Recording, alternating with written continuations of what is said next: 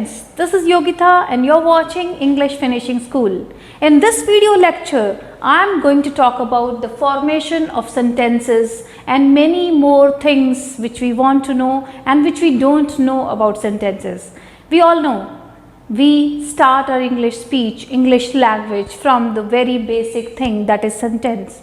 And at times I have seen people coming and talking and they say that I don't know how to form a sentence. How to form a correct sentence is the struggle which every new English language beginner makes. And we are going to make this struggle easy for you by talking about all aspects of a sentence.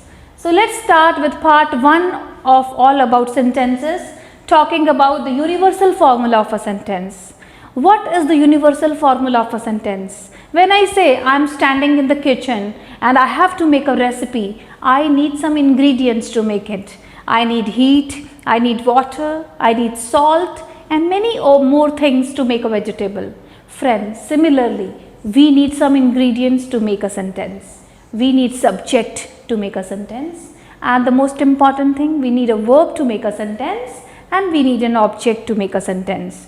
We have studied Hindi as well, and we have studied these elements in Hindi language as well. To make your task easy, I'll just explain it in Hindi. Subject means karta, kaam karne wala, that is the doer of the action, and the verb means kaam itself, kriya, that is the action, and then object means that karam, that is the thing which receives the action.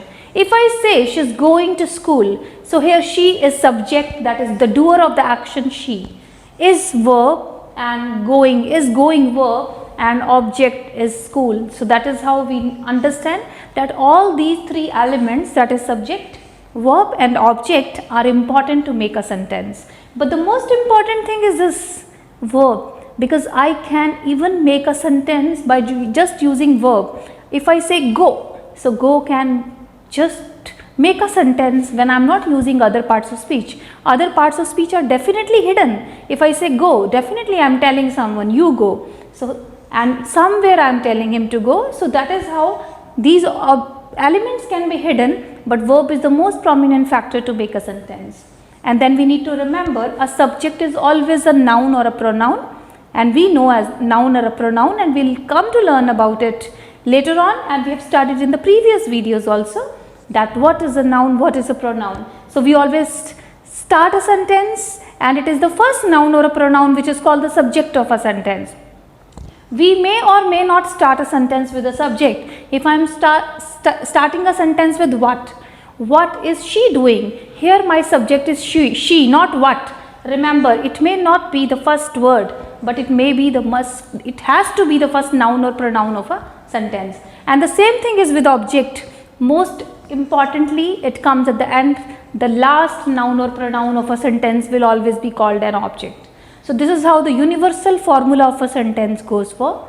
And now we'll talk about these three elements. When we talk about English grammar, we start what is a phrase, what is a clause, and what is a sentence. So let's understand the difference between these three terms so that we are able to differentiate when we are making a sentence.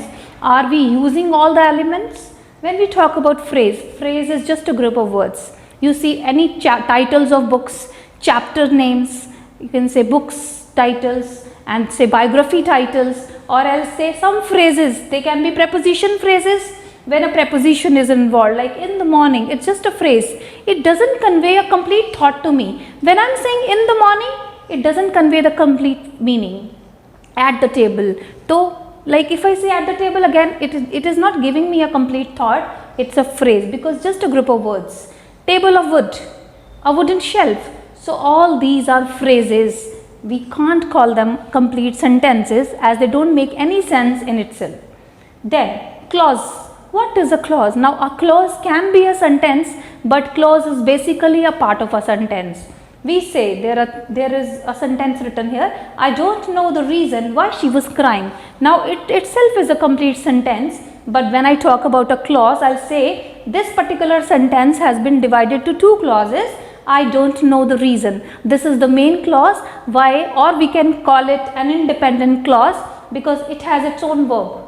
If I say this particular independent clause or main clause has its own verb, that is don't know. And if I talk about the subordinate clause or dependent clause is dependent upon the main clause for its meaning. Why she was crying? If I just say why she was crying, the meaning is not clear. So this particular clause is independent clause is making its meaning clear.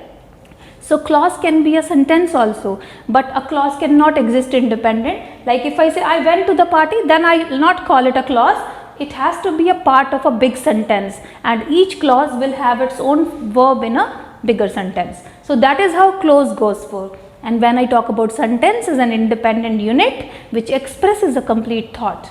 I went to the party, I know her very well, she knows me very well, I am teaching you English, you are enjoying my classes.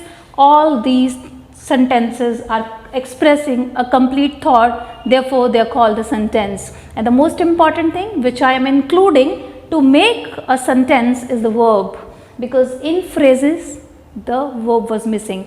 In clauses each clause had its own verb, that is why we are including it as a part of a sentence, and in sentence there is a complete verb in itself. So that is how it is independent unit which expresses the complete sense to the listener, that makes it a sentence. So that goes for the difference between a phrase, a clause and a sentence. So I hope you enjoy the video. If you just like the video, hit the like button, subscribe my channel and click on the bell icon next to it so you can get notifications about the future videos. Thank you for watching.